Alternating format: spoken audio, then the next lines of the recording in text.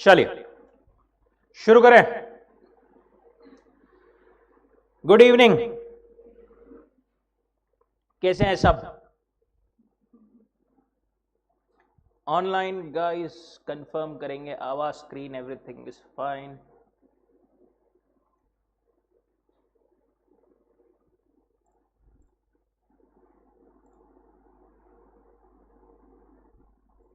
Okay,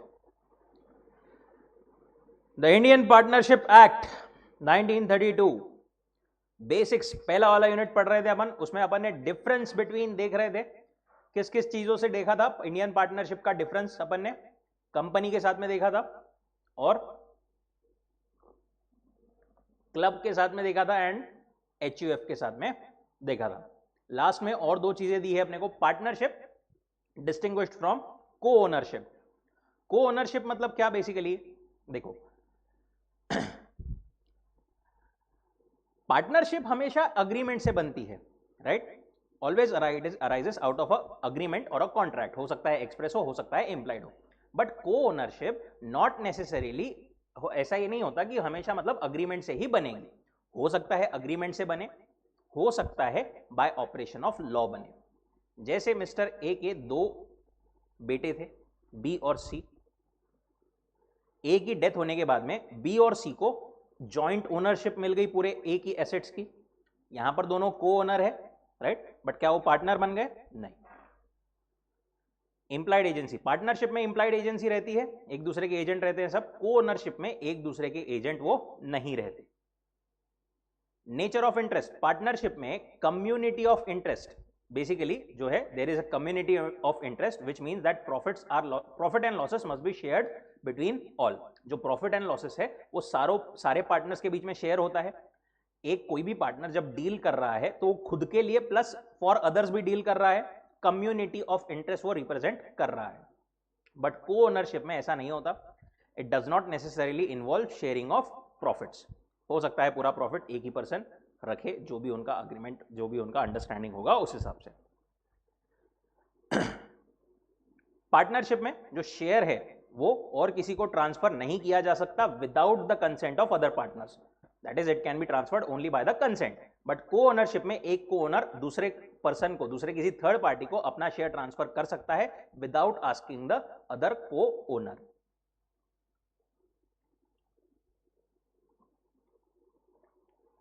and partnership distinguished from association. Partnership again meaning दिया है यहां पर, setting up relation of agency between two persons, business होना चाहिए, फॉर गेन्स होना चाहिए with an intention to share the profits. Association क्या होता है? Association evolves mainly out of social cause. कोई सोशल चीज के लिए या फिर म्यूचुअल बेनिफिट के लिए ऐसा जो है कोई एसोसिएशन बनाया जाता है। There is no necessarily motive to earn and share the profits. Example partnership का, जो नॉर्मल पार्टनरशिप होती है वो एसोसिएशन का एग्जाम्पल, जैसे अपन देखते हैं ना कोऑपरेटिव सोसाइटीज, या फिर और भी एसोसिएशन ऑफ जैसे चेंबर ऑफ कॉमर्स, या फिर एसोसिएशन ऑफ मेडिकल एसोसिएशन वगैरह, ये सब होता है। ऐसे सारे association, that is for promotion of their common interest. Charitable association, religious association, building corporation, mutual insurance. Mutual insurance क्या होता है बेसिकली? मतलब सब लोग आपस में मिलकर के एक इंश्योरेंस जैसा चलाते हैं कि किसी को भी कोई दिक्कत हुई तो उसको वहां से कॉमन फंड से मिल जाएगा पैसा। ट्रेड प्रोटेक्शन एसोसिएशन एक्सेट्रा, ये सब हो सकते हैं। काइंड्स ऑफ पार्टनरशिप, चार मेन टाइप की पार्टनरशिप्स है अपने पास। दो है विद रिगार्ड टू ड्यूरेशन, दो है with regard to the extent of the business. पहला है विद रिगार्ड टू ड्यूरेशन, उसमें है partnership at will and partnership for fix period. Partnership at will मतलब क्या? क्या पता है आपको?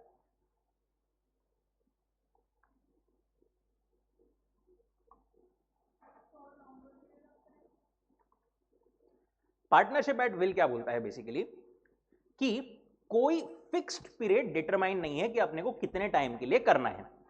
एट विल मतलब अपनी इच्छा पर, हमारी इच्छा जब तक कंटिन्यू करना है करेंगे, हमारी इच्छा जब बंद करना है बंद कर देंगे, राइट?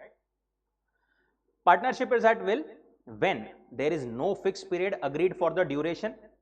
दूसरी चीज, no provision made as to the determination of the partnership. Determination of partnership मतलब क्या बोल रहे हो यहां पर? कंक्लूजन ऑफ द पार्टनरशिप, इसका आखिरकार क्या होगा, ऐसा जो बोलते हैं ना, that is mean by that determination of partnership.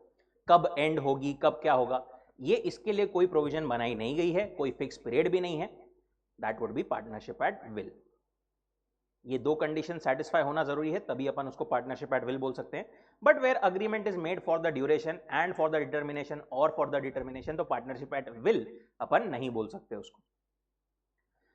एक और चीज, पार्टनरशिप अगर फिक्स पीरियड के लिए है 2 साल के लिए, 2 साल बाद वैसे खत्म हो जानी चाहिए, अब वो पार्टनर्स ने डिसाइड किया 2 साल बाद भी अपन कंटिन्यू करते हैं, तो वो क्या बन जाएगी, ऑटोमेटिकली पार्टनरशिप एट विल बन जाएगी, क्योंकि आपने डिसाइड किया था कुछ टर्म, वो कंप्लीट हो गया, उसके बाद में अब फिर भी आप कंटिन्यू कर रहे हो, that is like a will. Where for a fix period continued after the expiry, it is treated as having become at will. Dissolve कैसे होगी फिर ये, it may be dissolve by any partner giving notice in writing to all other partners. कोई भी partner जब चाहे वो intention अपना नोटिस दे करके बता सकता है कि भाई मेरे को डिसॉल्व करने की अपने को इच्छा है, बाकी सारे पार्टनर्स को नोटिस दे करके वो ऐसा कर सकता है। दूसरा है partnership for fix period. Very simple, fix period के लिए अगर आपने कोई किया है तो where provision is made for the duration, कितने ड्यूरेशन के लिए रहेगी पार्टनरशिप, तो it is called a partnership for a fixed period. जैसे ही वो पीरियड खत्म हो गया वैसे ही it comes to an end. तीसरी है पर्टिकुलर पार्टनरशिप। पर्टिकुलर पार्टनरशिप मतलब फॉर दैट पर्टिकुलर बिजनेस, अपन अगर पार्टनरशिप कर रहे हैं कोई एक स्पेसिफिक बिजनेस के लिए, कोई एक स्पेसिफिक ट्रांजैक्शन के लिए, कोई एक पर्टिकुलर ट्रांजैक्शन के लिए, तो उस केस में it is called a particular partnership. Organised for prosecution of a single adventure as well as for a continuous business. देखो, सिंगल एडवेंचर के लिए भी हो सकता है, कंटिन्यूअस के लिए भी हो सकता है, but only for that particular business. जैसे मिस्टर ए, मिस्टर बी, इसके 4 बिजनेस है, एक्स वाई जेड, इसके भी 4 बिजनेस, एक्स वाई जेड और डब्ल्यू, इसके भी 4 बिजनेस है, पी क्यू आर एस। ये क्या बोले, हम सिर्फ एक बिजनेस, कोई तो भी, ये डब्ल्यू के लिए ए और बी अग्री करते हैं कि हम दोनों इसमें जो है पार्टनरशिप में काम करेंगे, एक स्पेसिफिक बिजनेस में, तो that is what particular business. हो सकता है ऐसा कंटिन्यूअस बिजनेस के लिए भी हो, या फिर कोई एक सिंगल एडवेंचर, हम ये बिल्डिंग बनाएंगे बस उसके लिए पार्टनरशिप करना है, उसके बाद में done. Where a person becomes a partner in a particular adventure और undertaking, it is called a particular partnership. Partnership for a single adventure undertaking is subject to any agreement dissolved by the completion of adventure of adventure or undertaking। अगर उसमें ऐसा है कि आपने कोई एक single चीज के लिए किया था, बिल्डिंग बनाने के लिए, तो जैसे ही बिल्डिंग बन गई पार्टनरशिप खत्म। एक होती है जनरल पार्टनरशिप। जनरल पार्टनरशिप मतलब तू और मैं पार्टनर जो भी करेंगे साथ में करेंगे, जो भी बिजनेस, जो जैसा भी जितना भी बिजनेस करेंगे सब कुछ साथ में, with respect to the business in general is called a general partnership. In case of particular, liability extends only to that particular adventure, but it is not so in general partnership. Particular partnership में क्या होगा, जो partners की liability रहेगी वो जो specific business के लिए कर रहे हैं उस बिजनेस की लाइबिलिटी ही आएगी, बट जनरल में कोई भी बिजनेस, कोई भी लाइबिलिटी, सब कुछ उनकी आ जाएगी।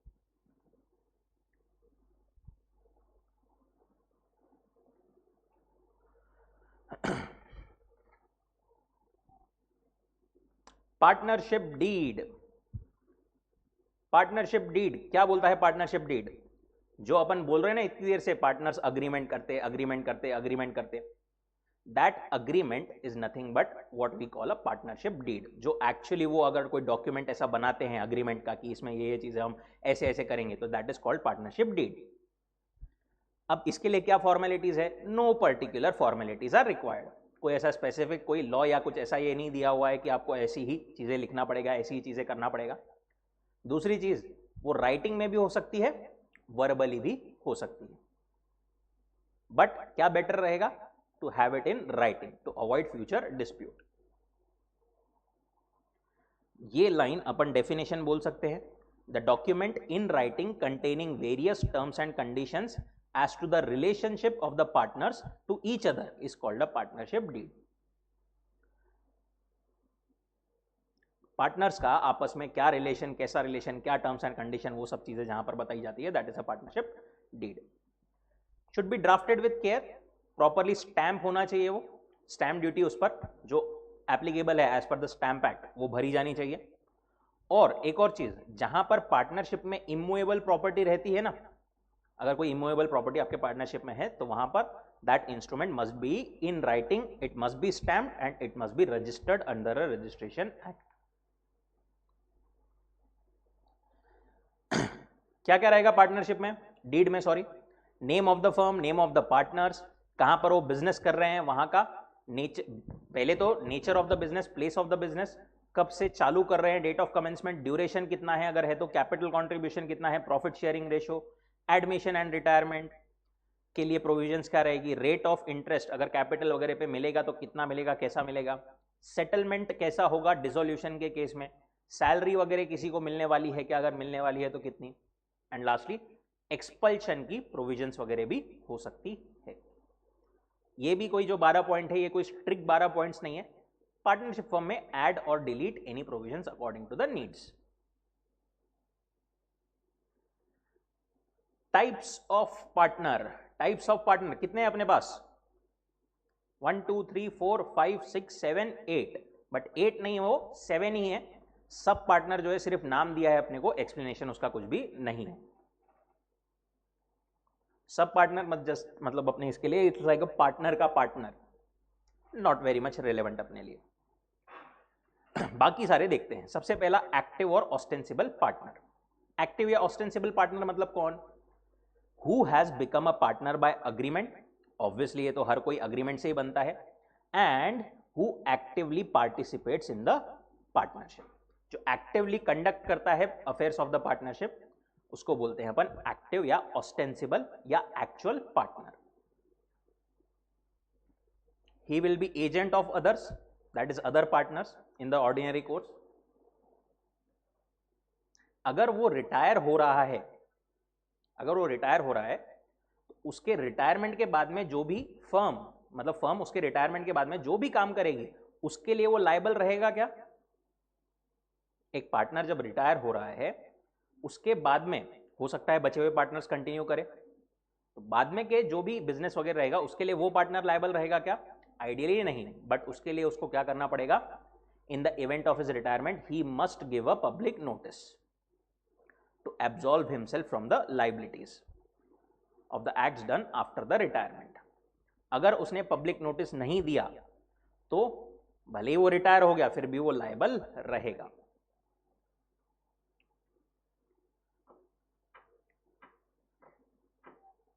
दूसरा, सोया हुआ पार्टनर, स्लीपिंग और डॉर्मेंट।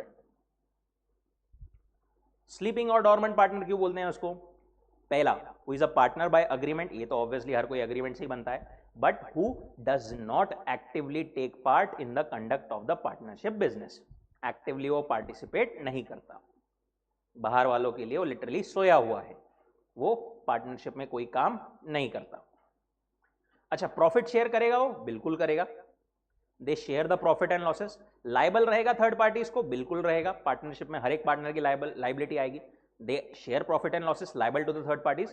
पर इन्होंने अपने रिटायरमेंट पर पब्लिक नोटिस देने की गरज नहीं है, not required to give public notice of their retirement.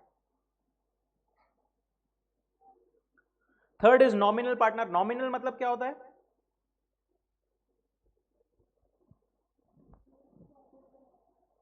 Nominal मतलब अगर अपन लिटरल देखें तो जस्ट फॉर द नेम सेक, सिर्फ नाम का, लिटरली वो नाम का ही पार्टनर होता है, अपना नाम वो देता है फर्म को।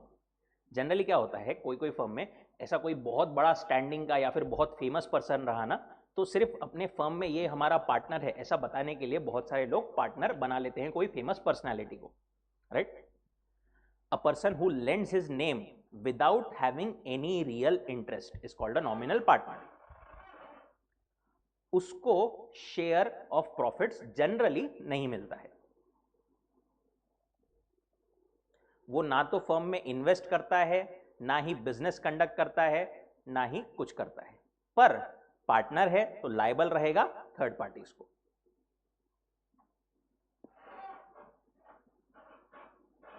क्योंकि उसका नाम यूज करके आप कर रहे हैं ना बिजनेस, तो वो लायबल तो डेफिनेटली रहेगा। lends his name without having real interest, not entitled to share the profits, does not take part, but liable to the third parties for all the acts of the firm.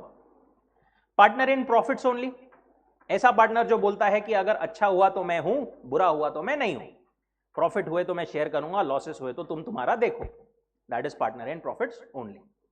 Entitled to share profits only without being liable for the losses. अच्छा, third parties को ये liable रहेगा but only for acts of profit.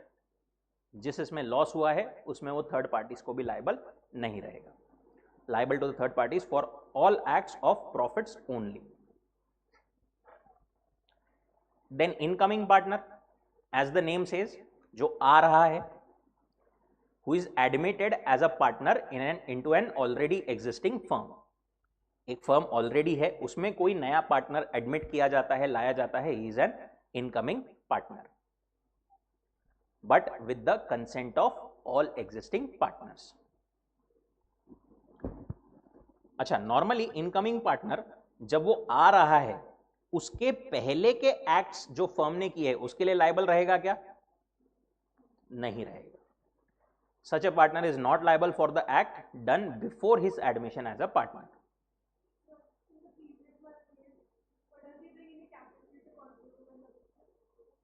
कहां पर?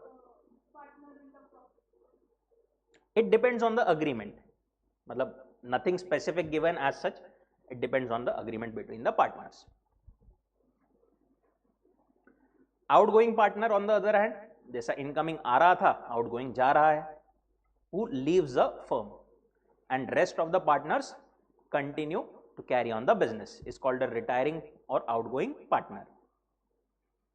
Retiring partner normally liable रहेगा parties को till public notice is given. Public notice देना जरूरी है। किसको देना जरूरी नहीं है? स्लीपिंग पार्टनर अगर रिटायर हो रहा है तो उसको। Partner by holding out, important, इस पे आपके एक आरटीपी में भी लास्ट इसमें क्वेश्चन आया था। पार्टनर बाय होल्डिंग आउट, इसको अपन ने क्या पार्टनरशिप बाय एस्टॉपल भी बोलते हैं। फॉर एग्जाम्पल,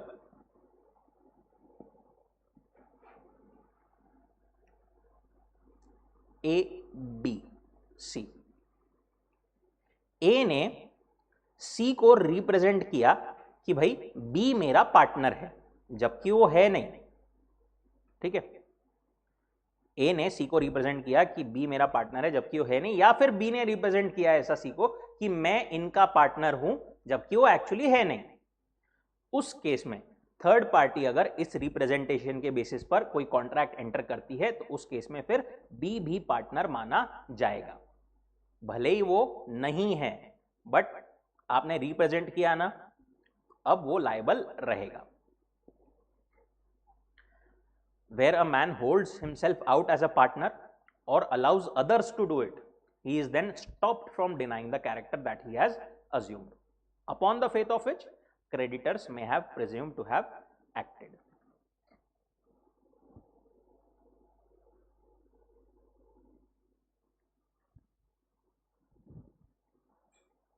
या तो उसने खुद ने रिप्रेजेंट किया है कि मैं इनका पार्टनर हूं, या फिर दूसरों ने रिप्रेजेंट किया है, उसने अलाउ किया है, उसने कुछ बीच में बोला नहीं। फॉर एग्जाम्पल यहां पर ए डी, ये एक पार्टनरशिप फर्म थी, उसमें उन्होंने बोला कि ये है, या फिर बी ने बोला मैं इनका पार्टनर हूं, ऐसा। पर्सन में हिमसेल्फ बाय हिज वर्ड्स और by conduct, by words by या फिर कंडक्ट ऐसा बताया उसने कि ये पार्टनर है, और allowed others to represent, the result is in the both cases identical. For example X and Y partners है, उन्होंने क्या किया, इन्होंने इंट्रोड्यूस किया ए को, ए क्या था, मैनेजर था उनके फर्म में, बट उन्होंने थर्ड पार्टी को क्या बोला, ये हमारा पार्टनर है। ए वहां पर चुपचाप बैठा रहा, ए ने कुछ बोला नहीं। अब क्या हुआ, थर्ड पार्टी ने इनको कुछ तो भी सप्लाई किया था मटेरियल, पेमेंट ड्यू था, इन्होंने वो पेमेंट किया नहीं। अब थर्ड पार्टी क्या ए से भी क्लेम कर सकता है? कर सकता है, क्योंकि थर्ड पार्टी के लिए A is also a partner.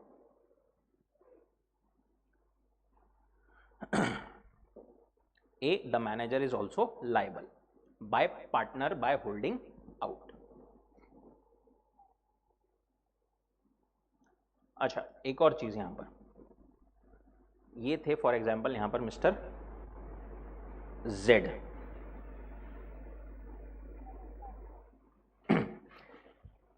X और Y ने इनको ऐसा बोला Z को कि A हमारा पार्टनर है।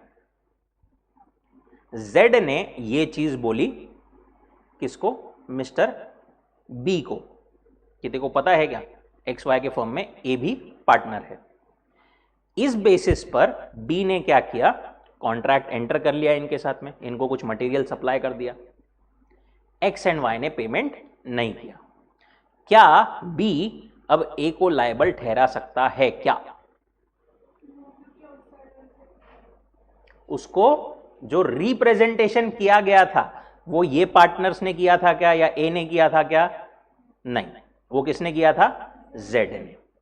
तो वो पार्टनर बाय होल्डिंग आउट बोल करके ए को लायबल नहीं मान सकता। इसी पॉइंट पर आपके इसमें क्वेश्चन दिया हुआ है।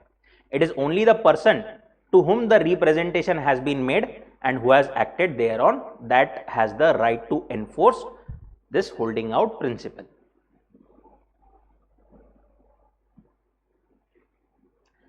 एक और चीज ये बोलते हैं कि आपने बताया ऐसा रिप्रेजेंटेशन किया, आपका इंटेंशन फ्रॉड करने का था नहीं था डजंट मैटर, बट आपने ऐसा रिप्रेजेंटेशन किया तो वो दूसरा पर्सन भी लायबल माना जाएगा। It is not necessary that he was actuated by the fraudulent intention, ये प्रूफ करने की जरूरत नहीं है। ये वाली प्रोविजन जो होल्डिंग आउट की है वो फॉर्मर पार्टनर जो रिटायर हो गया है उसको भी एप्लीकेबल हो जाएगी। कौन से केस में? अगर उसने नोटिस नहीं दिया तो।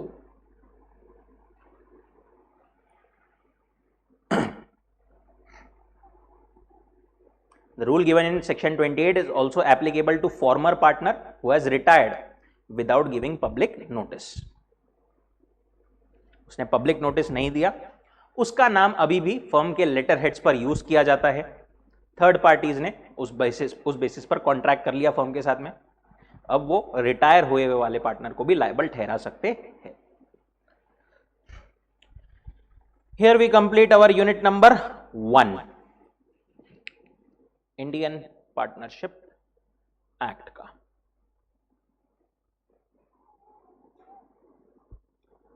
चलिए एक क्वेश्चन लिखेंगे पहले।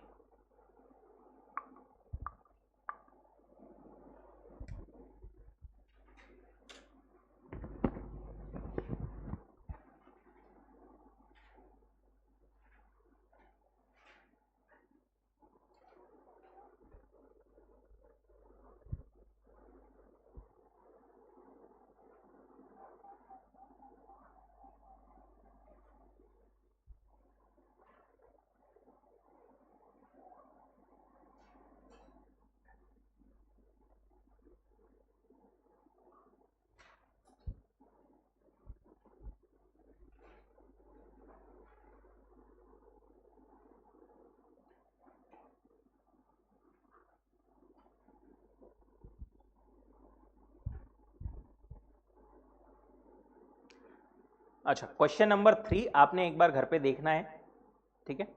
डायरेक्ट क्वेश्चन है वो, बट अपने को देखो डायरेक्ट क्वेश्चन में बहुत बार नहीं क्या 1 to 1 ऐसी लिंकिंग लगती नहीं है। बहुत सारे क्वेश्चन ऐसे होते हैं कि वो पूछते क्या है, वो डायरेक्टली क्या पूछ रहे हैं अपने को समझ में नहीं आता है। तो आईसीआई ने क्या आंसर दिया हुआ है क्या क्वेश्चन के लिए, वो अपने को देख करके ही समझेगा फ्रॉम दैट क्वेश्चन। ऐसे क्वेश्चन को डेफिनेटली मार्क करके रखना है।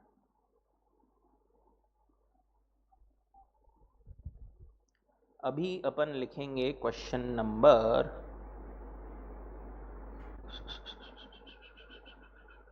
किधर गया है?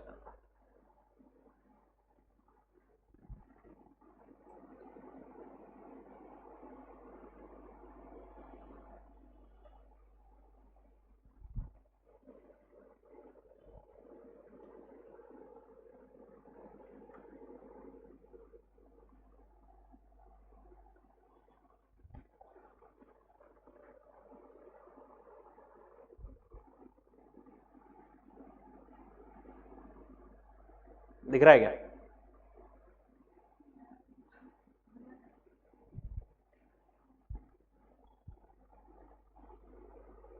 अभी?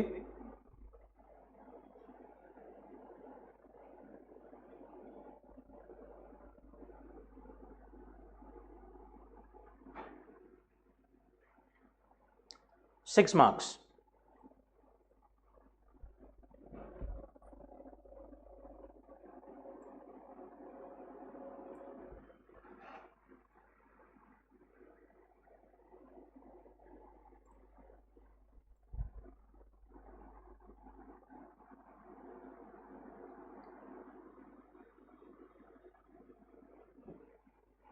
लाइट बंद करोगे अब?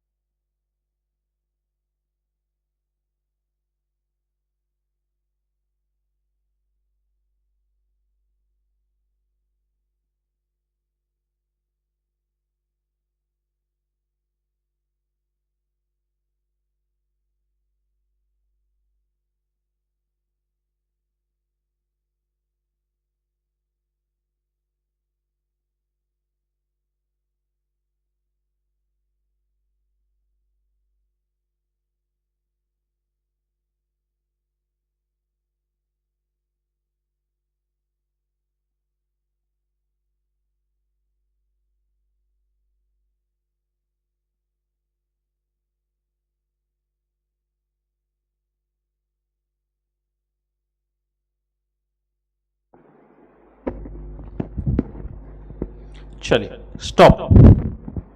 डन क्या ऑनलाइन गाइस? डन क्या?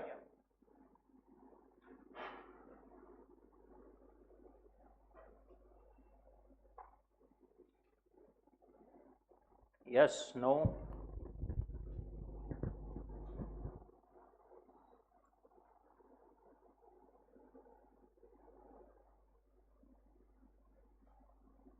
नो?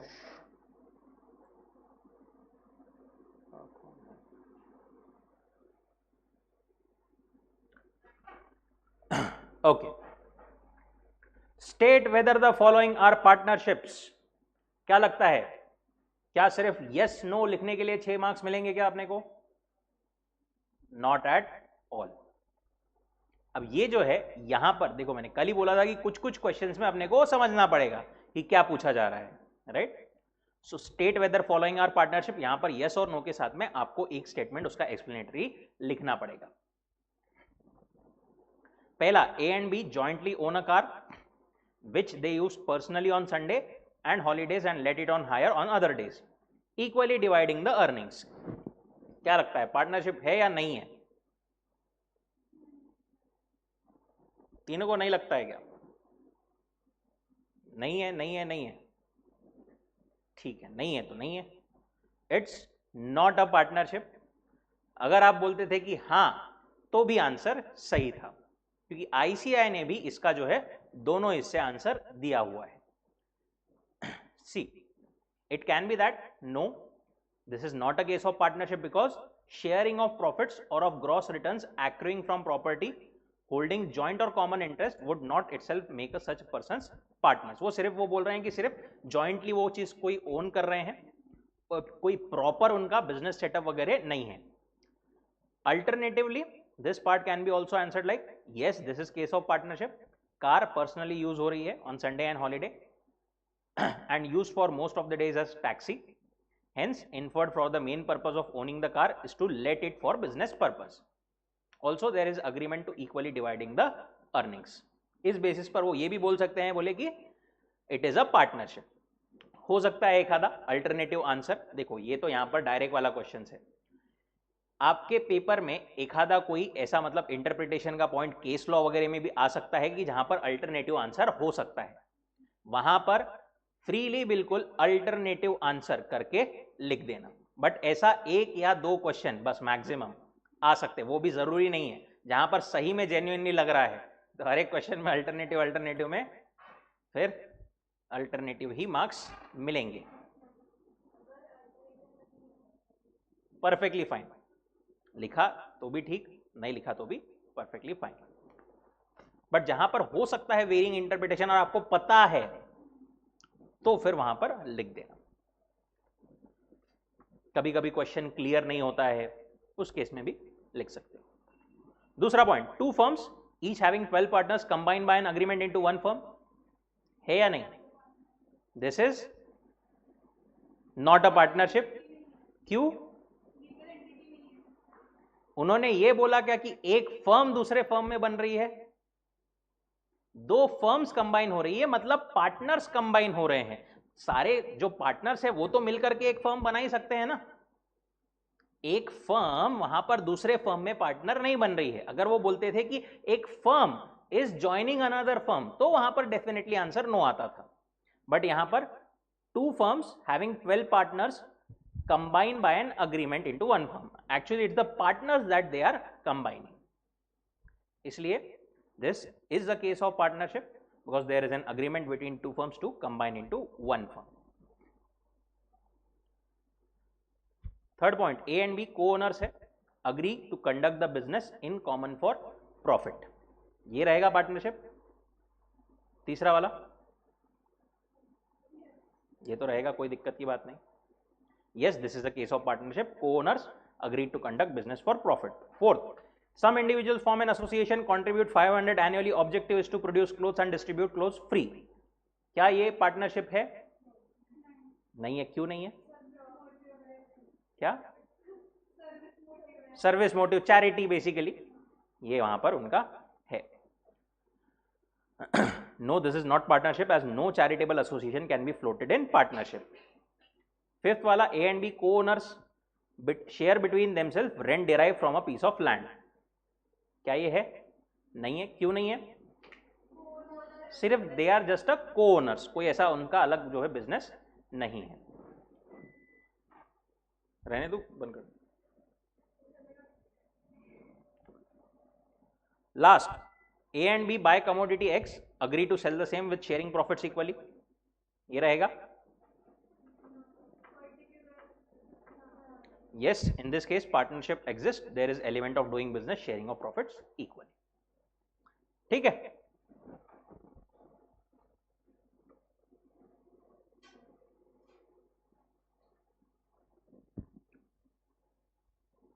इसलिए हमको मल्टीपल क्वेश्चंस देखना जरूरी है. कैसे पूछ रही है आईसीआई क्वेश्चंस, क्या क्या हो सकते हैं, कैसे कैसे उसका इंटरप्रिटेशन हो सकता है, राइट. ऐसा सब है. Unit number 2, relations of partners.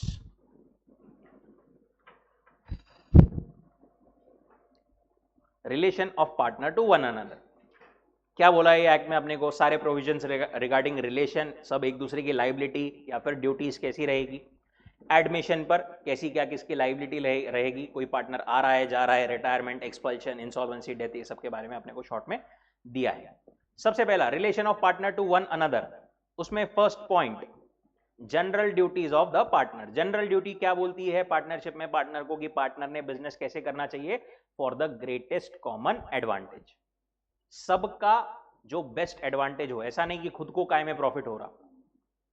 They should render partner and is legal representatives full information. जो बाकी के पार्टनर्स है उनको पूरी इंफॉर्मेशन देना होगा एक पार्टनर ने of all the business that he has done. अगर वो पार्टनर का कोई लीगल रिप्रेजेंटेटिव, उस पार्टनर की कोई डेथ हो गई, कुछ हो गया, तो उसके लीगल रिप्रेजेंटेटिव को भी सारी इंफॉर्मेशन देना होगा. अटमोस्ट गुड फेथ में डीलिंग्स करना होगा उसने. जब भी दूसरे पार्टनर्स उससे अकाउंट वगैरह मांगे उसके काम का, तो वो प्रेजेंट करना होगा. अगर कोई चीज ऐसी है कि जिसके बारे में एक पर्सन ज्यादा बेटर इक्विप्ड है to render the accounts to each other, but where some accounts are kept by one, किसी पर्सन के पास में ही उसने ज्यादा मेंटेन किया है या उसको पता है, तो he would be the proper person to explain. उसने एक्सप्लेन भी करना होगा. Duty to indemnify for the loss caused by fraud. अगर कोई पार्टनर फ्रॉड करता है जिसके वजह से दूसरे पार्टनर्स को लॉस होता है, तो उसकी क्या ड्यूटी है वो पार्टनर की कि वो लॉस भर करके दे. Must make good the loss which is caused by his misconduct. और वो जो भी अमाउंट लॉस का भरपाई जो भी लाएगा वो पार्टनर्स के बीच में डिवाइड हो जाएगा. An act which is a fraud entitles the co partners to throw the whole of the consequences upon him. मतलब क्या बोल रहे हो?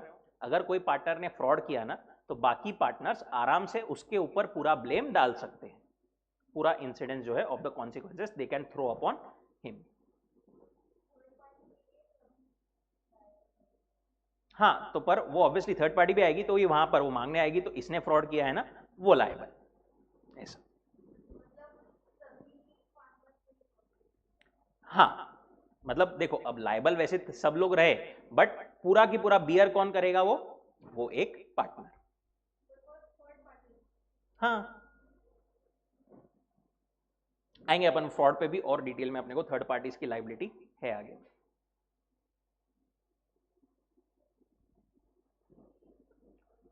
Determination of rights and duties of partners by contract between the partners. देखो क्या बोल रहे हैं, mutual rights and duties, partners की क्या आपस में ड्यूटीज रहेगी, क्या राइट्स रहेंगे, ये कैसे डिटरमाइन होगा? By contract between the partners. अब वो कॉन्ट्रैक्ट एक्सप्रेस भी रह सकता है, इंप्लाइड भी रह सकता है. सच कॉन्ट्रैक्ट में be varied by consent of all. सब लोगों ने मिलकर के ही कॉन्ट्रैक्ट किया था for the liabilities, for the rights, for the duties, वो वेरी भी कर सकते हैं. दूसरा point, agreement in restraint of trade.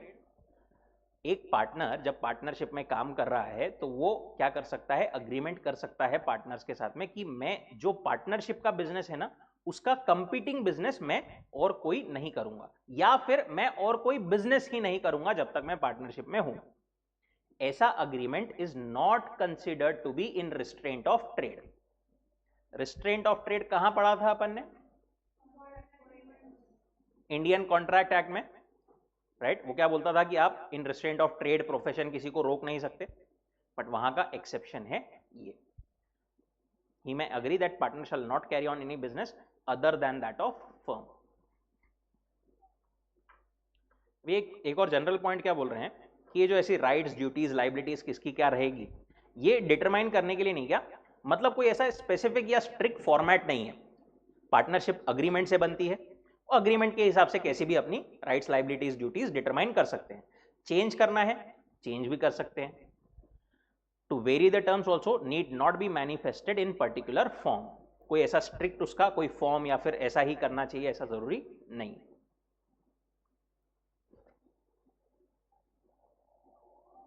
Conduct of the business, यहां पर पहले अपने को 5 पॉइंट्स यहां पर दिए हैं, उन्हीं को नीचे एक्सप्लेन किया गया है।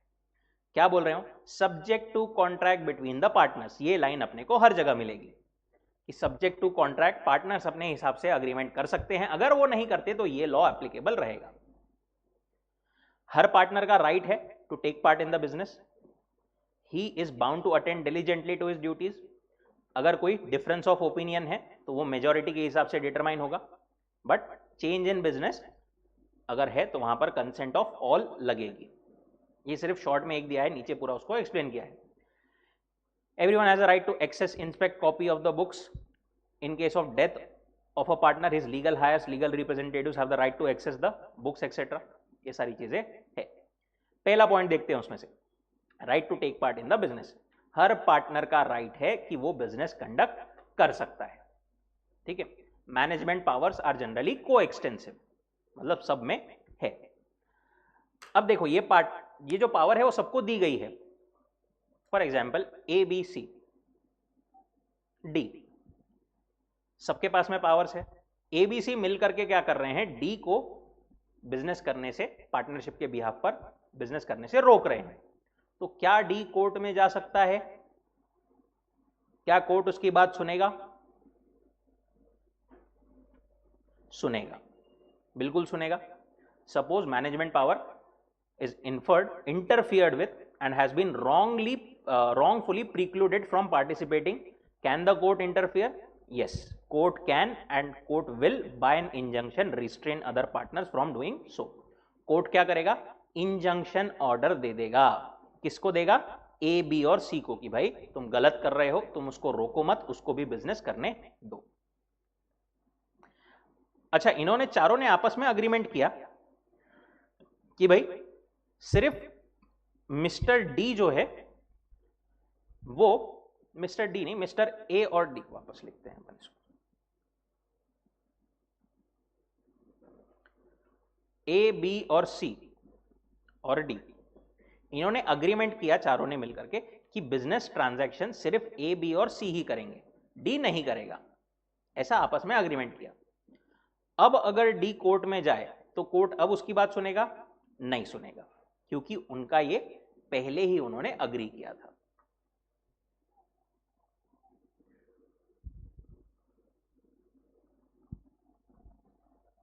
जो पहले वाला केस था ना, जहां पर ऐसा कोई अग्रीमेंट नहीं हुआ था, वहां पर वो ऑब्वियसली कोर्ट में स्यू तो कर सकता है, कोर्ट ही ऑर्डर दे सकता है, प्लस वो पार्टनर जो है वो डिसोल्यूशन वगैरह के लिए भी केस फाइल कर सकता है। ये मेरे को बिजनेस नहीं करने दे रहे, पार्टनरशिप बंद करवाओ।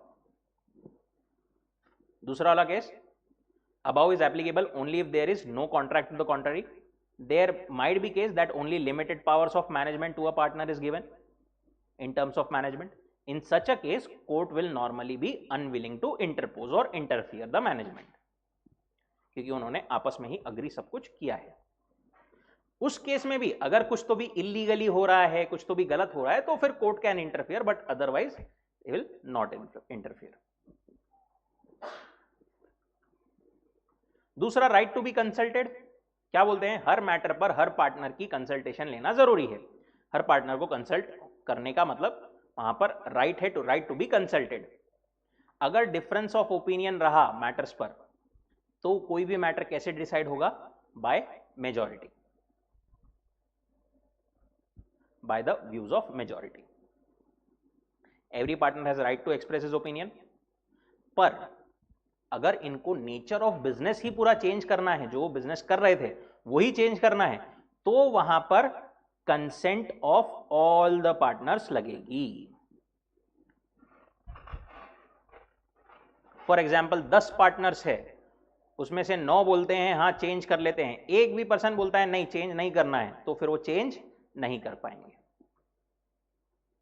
एंड ऑब्वियसली मेजॉरिटी वाला रूल जो है, majority must act in good faith and every partner must be consulted. ऐसा नहीं कि वो जबरदस्ती दूसरे को, कोई एक पर्सन को दबा रहे, ऐसा कुछ।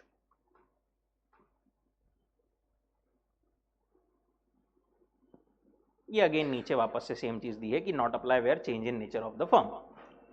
तीसरा, right of access to the books. क्या बोलते हैं? Every partner has is entitled to have access, inspect and take out of copy of any books of accounts. कोई भी पार्टनर कभी भी एक्सेस कर सकता है, इंस्पेक्ट कर सकता है, कॉपी कर सकता है books of account, but this right must be bona fide. मतलब ऐसा नहीं जबरदस्ती बस कभी भी हर रोज मांग रहा, हर 2 घंटे में बुक्स मांग रहा, ऐसा नहीं। बोनाफाइड जेन्युइन रीजन के लिए उसने करना चाहिए। And rights of legal heirs, अगर कोई पार्टनर की डेथ हो जाती है, कुछ हो जाता है, उसके लीगल हायर्स भी इंस्पेक्ट कर सकते हैं, मांग सकते हैं अकाउंट्स वगैरह।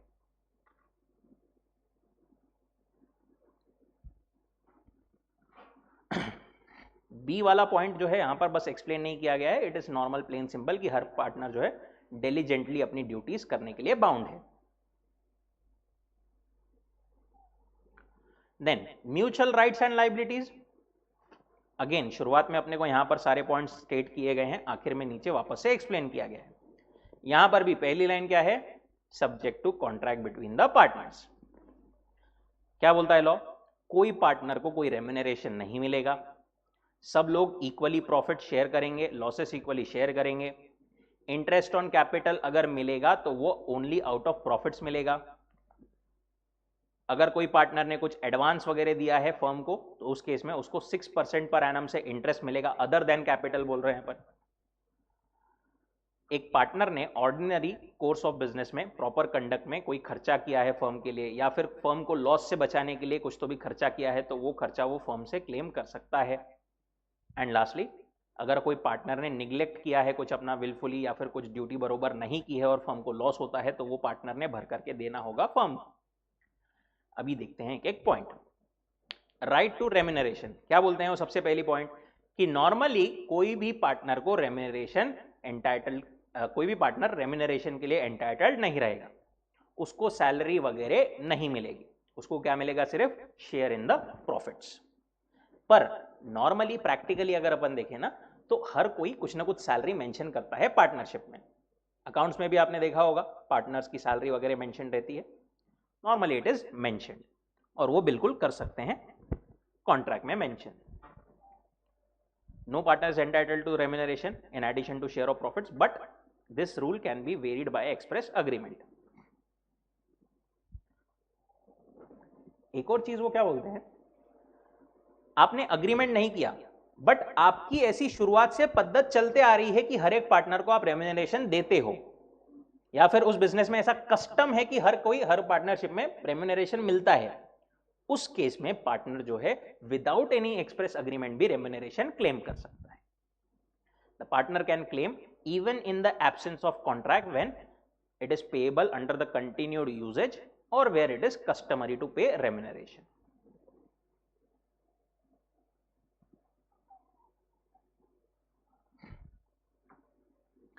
एक और चीज, दूसरा point, right to share profits. Partners are entitled to share equally in the profits, right, and contribute equally to the losses. अगर कोई अग्रीमेंट नहीं है तो कैसे करेंगे? वो इक्वली शेयर करेंगे प्रॉफिट एंड लॉसेस। अब किसका कितना शेयर है ये कहां से समझेगा? अगर है तो from an agreement between them, अगर उनका कोई शेयर उन्होंने डिसाइड करके रखा है तो, by inquiring whether there is an agreement. अगर ऐसा कोई अग्रीमेंट नहीं है तो you should make a presumption of equality की सबको इक्वली है। अगर कोई अग्रीमेंट नहीं है और कोई बोल रहा है नहीं नहीं इक्वली नहीं, अलग अलग रेशो है, तो बर्डन ऑफ प्रूफ उसके ऊपर रहेगा। तू बोल रहा ना कि नहीं इक्वली नहीं है, प्रूफ कर क्या इक्वली नहीं है। Burden of proving unequal will lie on the party alleging the same. अच्छा एक केस बताओ, for example A B C, इसने कैपिटल लाया है 5 लाख, इसने लाया है 3 लाख, इसने लाया है 2 लाख। अब इनका जो है अग्रीमेंट नहीं है प्रॉफिट कितना शेयर करेंगे क्या करेंगे, और अब प्रॉफिट हो जाता है इनको 10 लाख का। अब ये प्रॉफिट कैसे शेयर करेंगे? इक्वली ही करेंगे, right? There is no connection between the proportion in which partners share the profits and the capital contributed.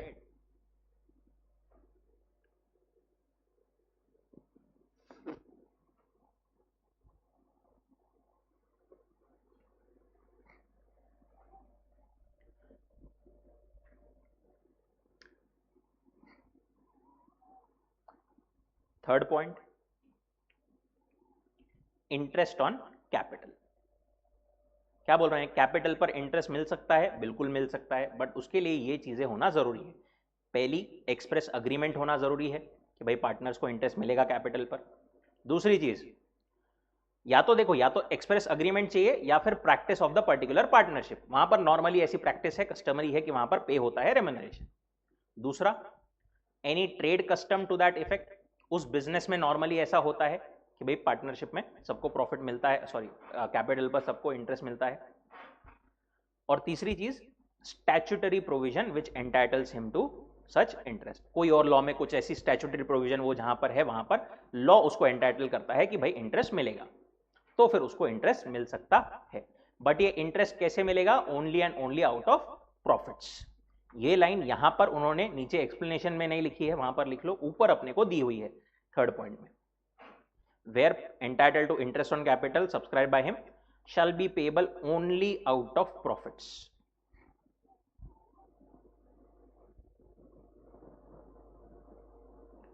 Then interest on advances.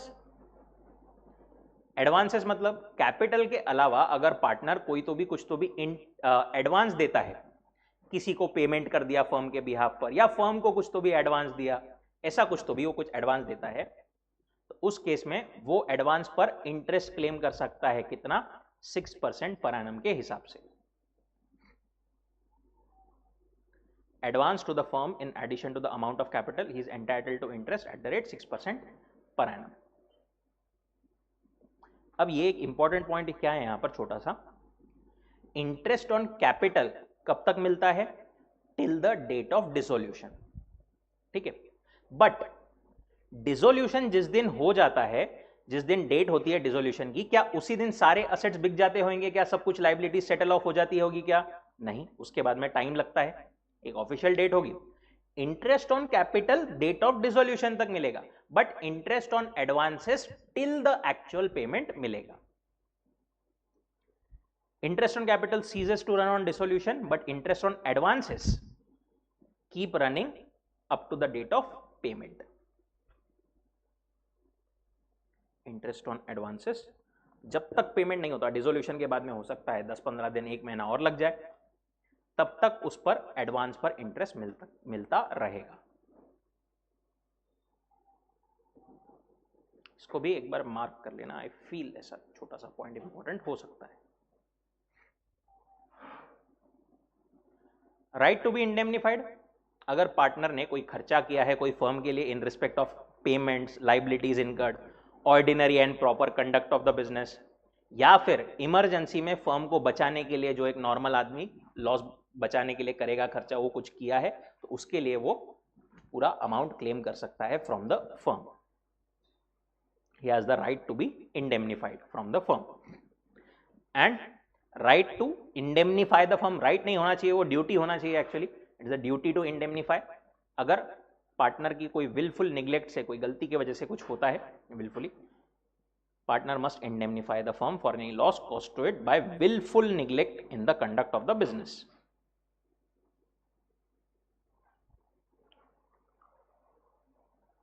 Then partnership property section 14। Partnership property मतलब क्या? Partnership property को नहीं, क्या property of the firm partnership property, partnership assets, joint stock, common stock या joint estate, ये सब नाम भी बोलते हैं।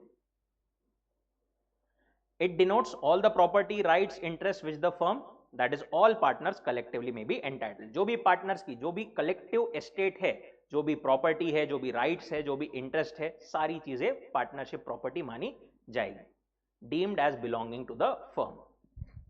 जनरली इसमें क्या क्या चीजें आती है? कोई भी प्रॉपर्टी, कोई भी राइट, कोई भी इंटरेस्ट जो कि कंट्रीब्यूट किया है पार्टनर्स ने, एज अ कैपिटल कंट्रीब्यूशन लाया है, right. All the property, rights, interest acquired और परचेज बाय द फर्म, जो फर्म ने खरीदा है। एंड तीसरी चीज गुडविल ऑफ द बिजनेस। ये सारी प्रॉपर्टी मानी जाएगी फर्म की। अब देखो इसमें एक और चीज वो क्या बोलते हैं, कोई एक पर्टिकुलर प्रॉपर्टी पार्टनरशिप की प्रॉपर्टी है या नहीं, ये डिटरमाइन करने के लिए actual real intention of the partners और उनका अग्रीमेंट देखना जरूरी है। हो सकता है कोई प्रॉपर्टी पार्टनर की पर्सनल प्रॉपर्टी हो, सिर्फ एक आधी बार वो फर्म के लिए यूज हुई हो। फॉर एग्जाम्पल पार्टनर का कोई पर्सनल ट्रक है, वो फर्म के काम के लिए एक दो बार यूज हुआ है, इसका मतलब वो फर्म की प्रॉपर्टी हो गई क्या? नहीं। It ultimately depends on the real intention and agreement. Mere fact that it is being used for the firm shall not itself make it a partnership property.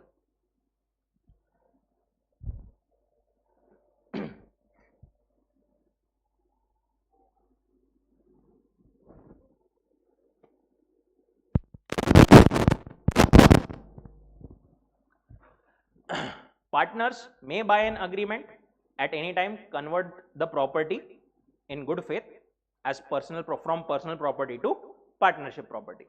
कोई भी प्रॉपर्टी जब भी चाहे अग्रीमेंट करके कन्वर्ट कर सकते हैं from personal to partnership, but it should be in good faith. ऐसा नहीं कि कोई चीज अपनी खराब हो गई तो उसको कॉमन बना दो। And it should B effectual between the partners and against the creditors. Against the creditors effectual रहना चाहिए, मतलब क्रेडिटर्स भी उस पर क्लेम कर सकते हैं। मतलब अगर आपने क्रेडिटर्स को पेमेंट नहीं किया तो वो कहां पर आएंगे? पार्टनरशिप की प्रॉपर्टी क्लेम करेंगे, उस पर भी वो क्लेम कर सकते हैं।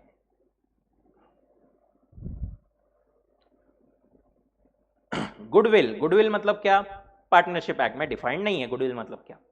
Subject to a contract.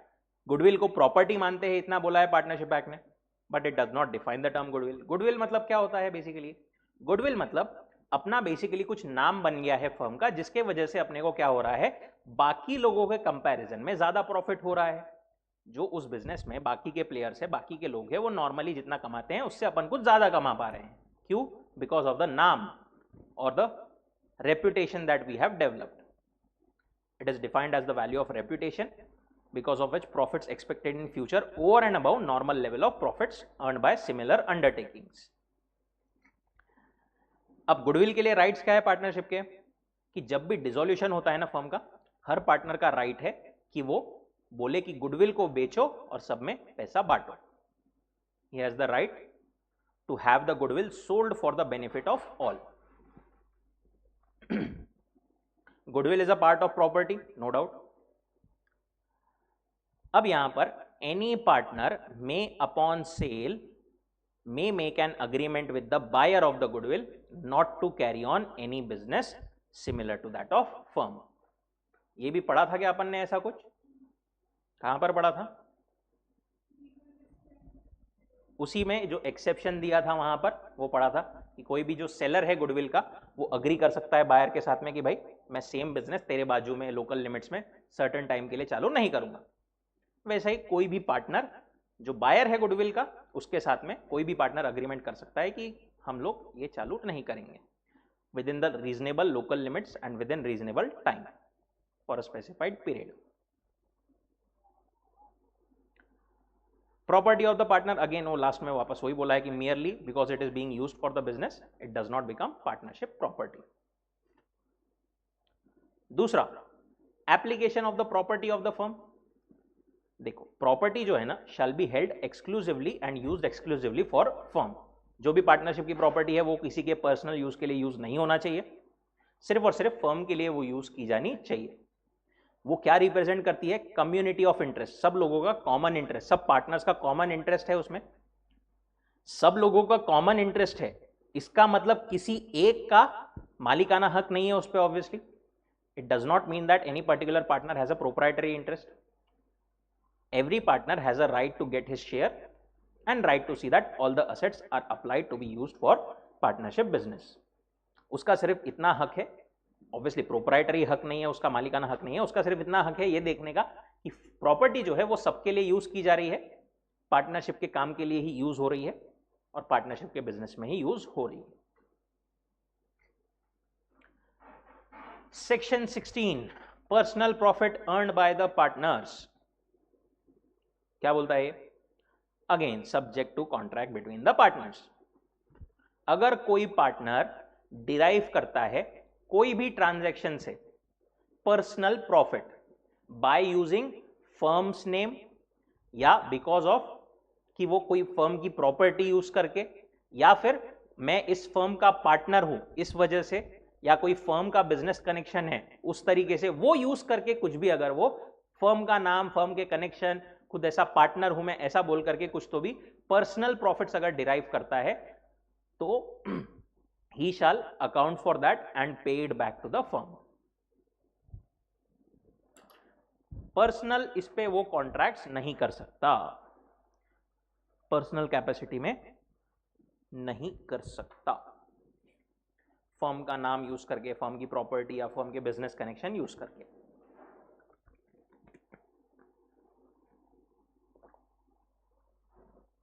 अच्छा, वैसे नॉर्मली कोई और दूसरा बिजनेस कर सकता है पार्टनर? कर सकता है, सब्जेक्ट टू अग्रीमेंट ऑब्वियसली. दूसरी चीज, if a partner carries business of the same nature and competing with the firm, he shall pay to the firm all the profits. अगर वो फर्म का जो बिजनेस, जो फर्म का है वही बिजनेस वो खुद करता है और उसमें उसको प्रॉफिट होता है, तो फिर वो प्रॉफिट भी देना पड़ेगा फर्म को. कंपीटिंग बिजनेस नहीं कर सकता, दूसरा कोई कर सकता है, but again this is what subject to contract to contrary. चाहे तो अग्री कर सकते हैं, हाँ भाई पर्सनल लेवल पर भी करो, इधर भी करो. इसका एक एग्जांपल दिया था अपने को, A B C and D, इनका शुगर रिफाइनिंग का बिजनेस है. ए जो है ना वो होलसेल ग्रोसर है, रॉ शुगर का डीलर है. ए को पता है शुगर के, रॉ शुगर के जो भाव है वो कब कम ज्यादा होते हैं, उसके पास में पहले से ही स्टॉक जो है वो परचेज करके रखा हुआ है. अब बी सी डी इन्होंने क्या बोले, भाई ए तेरे को मालूम है स्टॉक के बारे में, प्राइसेस कम ज्यादा कब होते, तू एक काम कर, फर्म के लिए तू ही खरीदते जा जब भी जरूरत लगी. ए ने क्या किया, जब भाव बढ़े ना एकदम से, तब खुद का पुराना पड़ा हुआ स्टॉक जो कि उसने सस्ते में खरीदा था वो बेच दिया फर्म के नाम पर, यानी फर्म को बेच दिया खुद का पर्सनल स्टॉक, ये बोल करके कि मैंने मार्केट से खरीदा है. यहां पर ए ने जो प्रॉफिट डिराइव किया है वो प्रॉफिट उसको वापस देना पड़ेगा फर्म को. He already had the stock sugar purchased at a low price which he sold without informing the partners that the sugar sold had belonged to him. It was held that A was bound to account for the profit and return the same.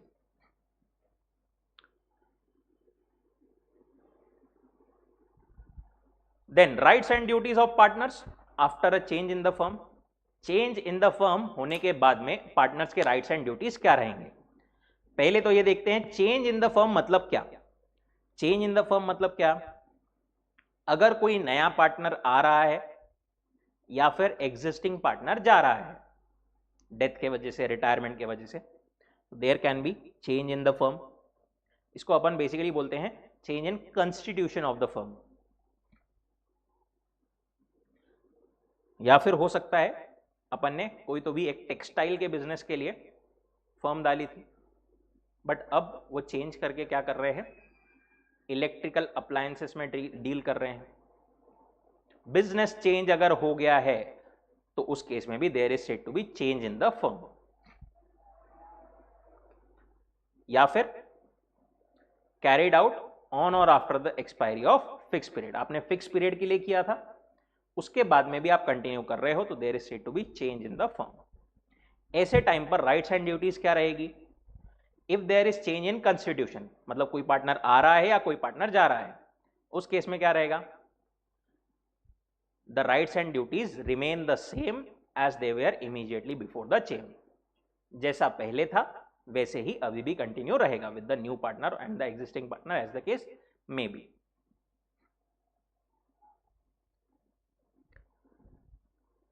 अगर firm का term जो है वो expire हो जाता है, उसके बाद में बिजनेस कंटिन्यू होता है, वहां पर क्या रहेगा, वहां पर भी सेम रहेगा। देखो तीनों पॉइंट में वो यही बोलते हैं अल्टीमेटली कि जैसी पहले ड्यूटीज थी ना वैसे ही बाद में रहेगी, बस तीनों को थोड़ा थोड़ा अलग उन्होंने एक्सप्लेन किया है। After the expiry of the term, where for a fix term continues after the expiry, mutual rights and duties remain the same as they were before the expiry. But यहां पर एडिशनल क्या बोला है, so far consistent with incidents of partnership at will. मतलब क्या बोल रहे हैं वो, आपने फिक्स्ड पीरियड के लिए किया था, उसके बाद में कंटिन्यू किया, तो वो क्या बन गई, पार्टनरशिप एट विल बन गई। अब पार्टनरशिप एट विल को कुछ तो भी अलग प्रोविजंस एप्लीकेबल है from the normal partnership, right. तो आपकी जो राइट्स ड्यूटीज वगैरह सब बोली हुई है वो अगर partnership at will say inconsistent है, यहां पर पार्टनरशिप एट विल अलग प्रोविजन बोलती है, तो वो चीजें आप सेम नहीं रख सकते। जैसा पार्टनरशिप एट विल में बोला गया था कि आप कोई भी पार्टनर नोटिस देकर के कभी भी डिसॉल्व कर सकता है, और इन्होंने लिख दिया कि नहीं कोई पार्टनर कभी डिसॉल्व नहीं कर सकता, तो फिर वो इनकंसिस्टेंट हो जाएगा, that can not be same. तीसरा, where additional undertaking are carried out, अगर नया बिजनेस चालू होता है तो भी same as those were in respect of the original previous undertaking. तीनों पॉइंट में main point remains the same कि जैसा पहले था वैसा ही रहेगा।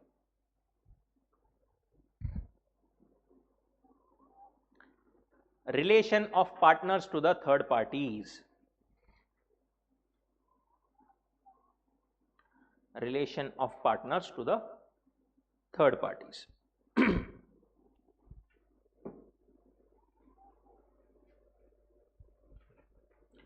देखो क्या बोलते हैं, partner to be an agent of the firm, ये तो अपने को पता है पहले बेसिक कि कोई भी पार्टनर क्या रहता है, एजेंट रहता है of other partners as well as of the firm, he is both principal as well as agent. एक नॉर्मल एजेंट जो अपन ने पढ़ा था और एक पार्टनर, इसमें डिफरेंस क्या रहेगा, बस पार्टनर जो है वो कम्युनिटी ऑफ इंटरेस्ट रिप्रेजेंट करता है, खुद का भी इंटरेस्ट रहता है प्लस अदर्स का भी रहता है, बट जो एक नॉर्मल एजेंट रहता है वो सिर्फ प्रिंसिपल के लिए काम करता है, उसका कोई पर्सनल इंटरेस्ट वहां पर नहीं रहता।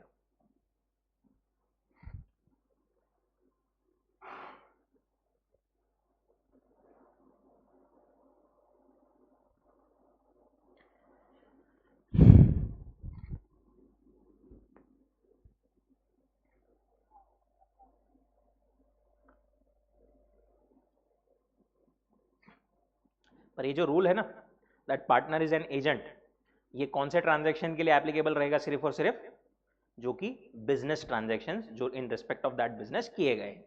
It can not be applied to all transactions, it is applicable only to the act done by the partners for the purpose of business.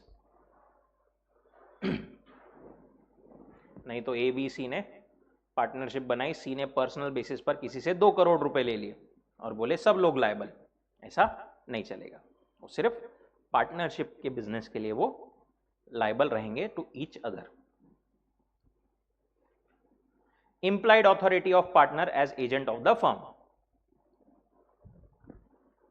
ये चीज समझते हैं अपन अच्छे से। देखो क्या बोलते हैं कि कोई भी काम करने के लिए नहीं, क्या इंप्लाइड ऑथोरिटी जो यूजुअल कोर्स में काम होते हैं ना, कोई भी फर्म में यूजुअल बिजनेस कंडक्ट करने के लिए काम होते हैं, या फिर जो अपने daily day to day basis के काम होते हैं, वो काम करने के लिए कोई भी पार्टनर को इंप्लाइड अथॉरिटी रहती है। देखो बेसिक तो ये है कि कोई भी काम करने के लिए आपको अथॉरिटी चाहिए, राइट। अब वो हो सकता है कि एक्सप्रेसली दी जाए आपको अग्रीमेंट में कि आप ये काम कर सकते हो, या फिर एक होती है इंप्लाइड अथॉरिटी कि हमने लिखा नहीं है बट फिर भी ये काम करने की अथॉरिटी तो है इसके पास।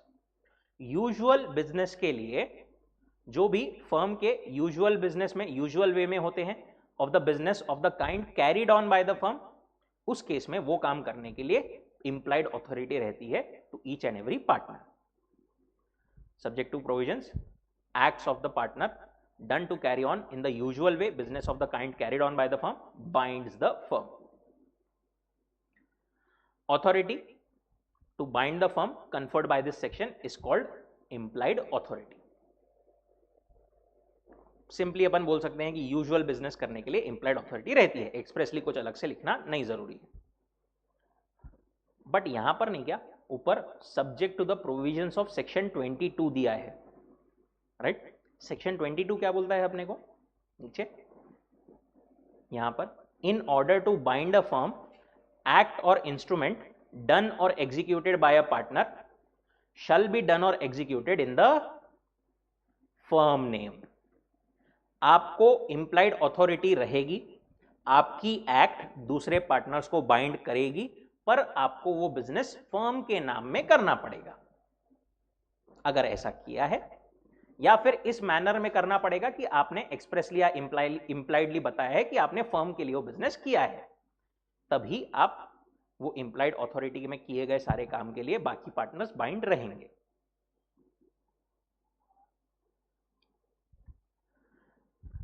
ठीक है यहां तक. अब in the absence of any usages or custom to the contrary, implied authority does not empower to do following things. ये वाली चीजों को हम इंप्लाइड अथॉरिटी में नहीं मानेंगे, ऐसा लॉ बोलता है. आप कॉन्ट्रैक्ट कर सकते हो कि ये चीजों को अभी हम मानेंगे इंप्लाइड अथॉरिटी में, बट अदरवाइज इसको बाय डिफॉल्ट हम इंप्लाइड अथॉरिटी में नहीं मानेंगे. कौन सी चीजें, submit a dispute relating to business to the arbitration.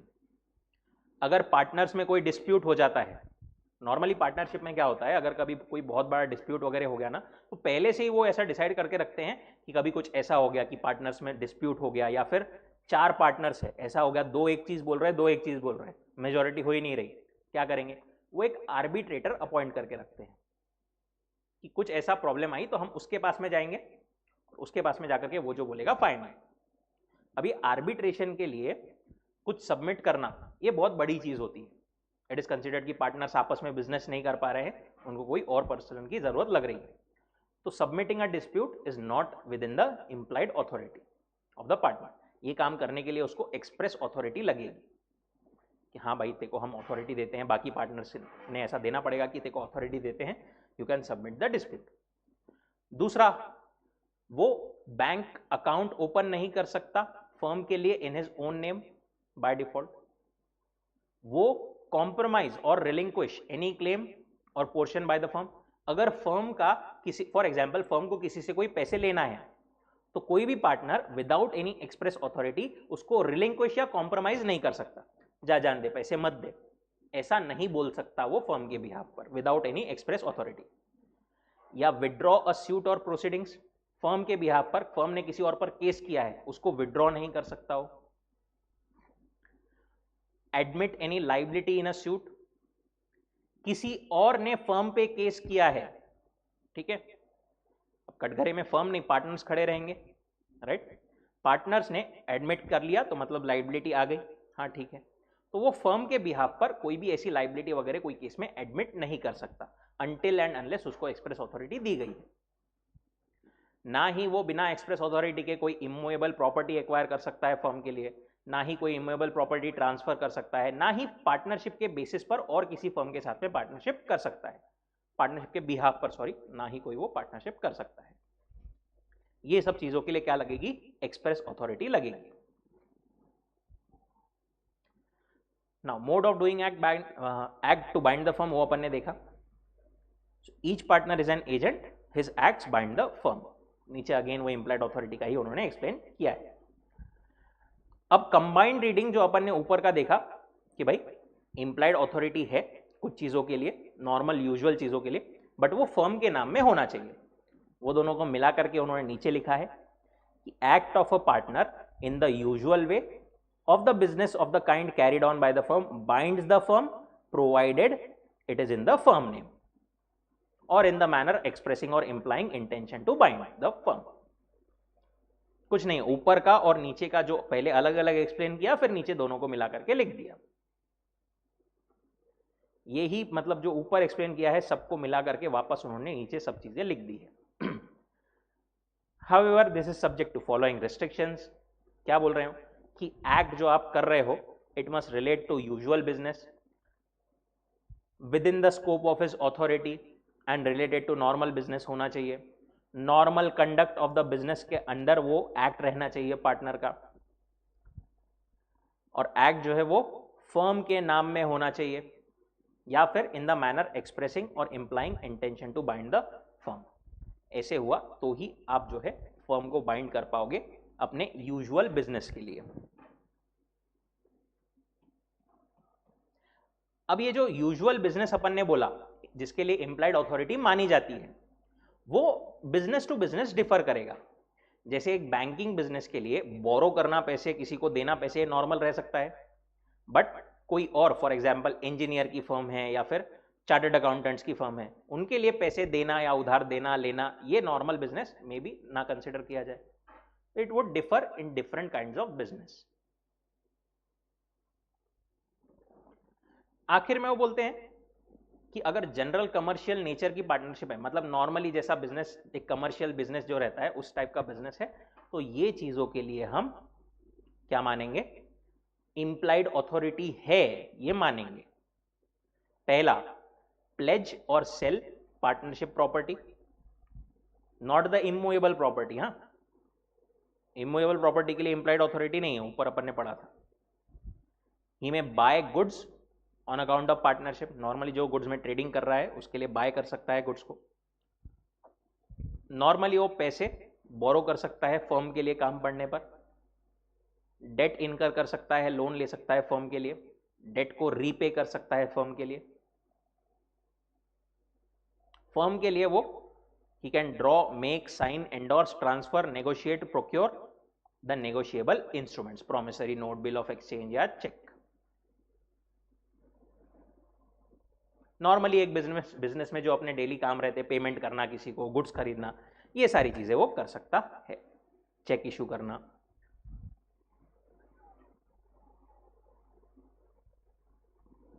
Now ये जो इंप्लाइड अथॉरिटी है इसको एक्सटेंड या रिस्ट्रिक्ट किया जा सकता है क्या?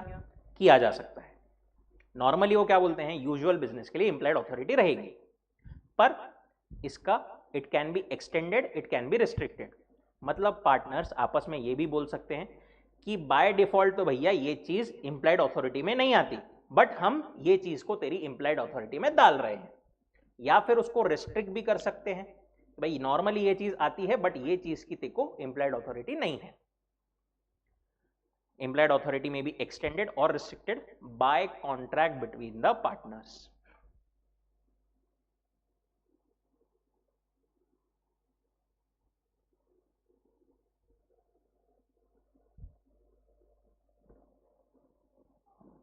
जैसे नॉर्मली ए बी सी अपन ने पढ़ा, नॉर्मली फर्म के लिए कोई पर्सन बोरो कर सकता है फ्रॉम द थर्ड पार्टी थोड़े से काम के लिए। अब ये अथॉरिटी नहीं, क्या इन्होंने आपस में अग्री करके बी के अथॉरिटी को रिस्ट्रिक्ट करके रखा है कि भाई तू बोरो नहीं कर सकता। फिर भी बी ने मिस्टर एक्स से बोरो कर लिया। अब मिस्टर एक्स क्या ए और सी से भी क्लेम कर सकता है या नहीं, ये अपने पास में क्वेश्चन है। दैट इज टू से ये जो इन्होंने रिस्ट्रिक्शन डाला है बी के ऊपर, क्या वो थर्ड पार्टी के लिए भी इफेक्टिव माना जा सकता है या नहीं? क्या बोलते हैं वो, इफेक्टिव मानेंगे हम थर्ड पार्टी के लिए अगर it would be effective against third party if the third party knows about the restriction. अगर उसको पता था कि बी नहीं ले सकता फिर भी उसने बी को दे दिया, तो फिर वो फर्म से क्लेम नहीं कर सकता। या फिर दूसरा case, third party does not know that he is dealing with the partner. उसने पैसे दिया बी को बट उसको ये पता ही नहीं था कि बी जो है वो ए बी सी के साथ में पार्टनर है कोई फर्म में। उसको जब पार्टनर पता ही नहीं था तो फिर वो कैसे क्लेम करेगा इन दोनों से, राइट?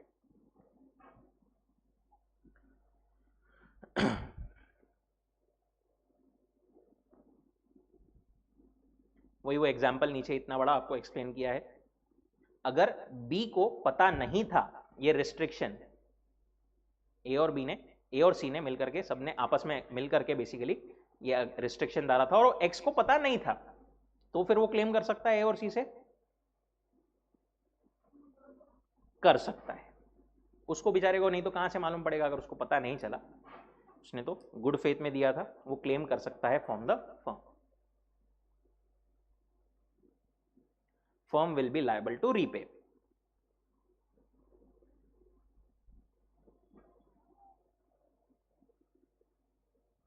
बट अगेन एक और इंपॉर्टेंट पॉइंट, ये जो एक्सटेंशन और रिस्ट्रिक्शन है ना, this is possible with consent of all the partners. मतलब ए बी सी मिलकर के बी की अथॉरिटी रिस्ट्रिक्ट, मतलब वो सब मिलकर के बी की अथॉरिटी रिस्ट्रिक्ट कर रहे हैं, तो उसमें बी की भी सहमति लगेगी. Any one or even majority can not restrict or extend the implied authority.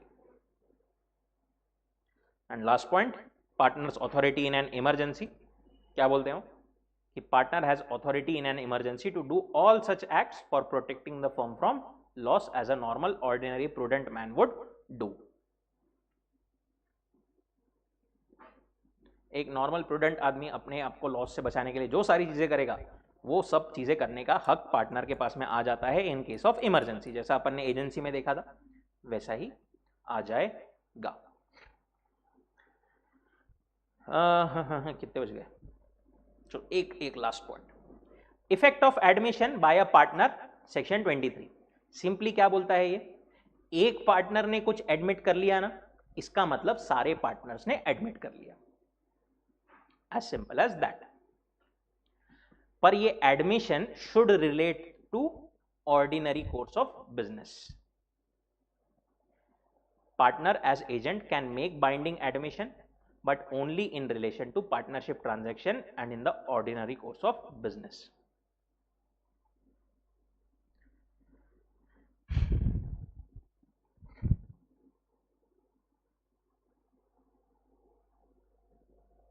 ये वाला प्रिंसिपल नहीं, क्या पार्टनर्स के आपस के डिस्प्यूट में एप्लीकेबल नहीं होगा.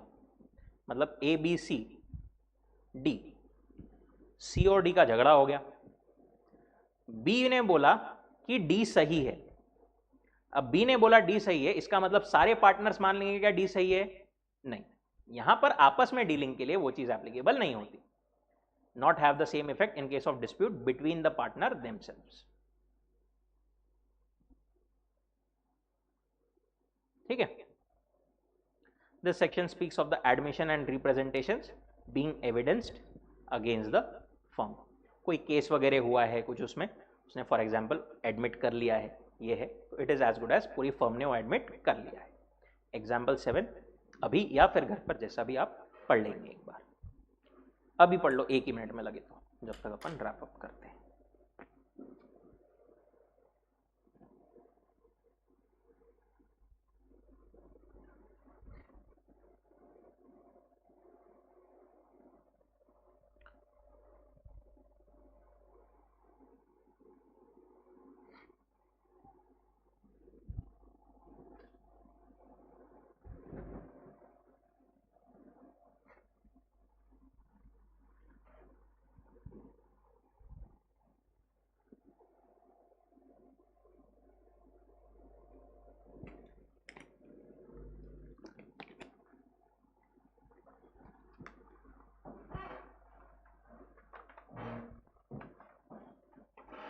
Got it? Yes or no? Everyone online?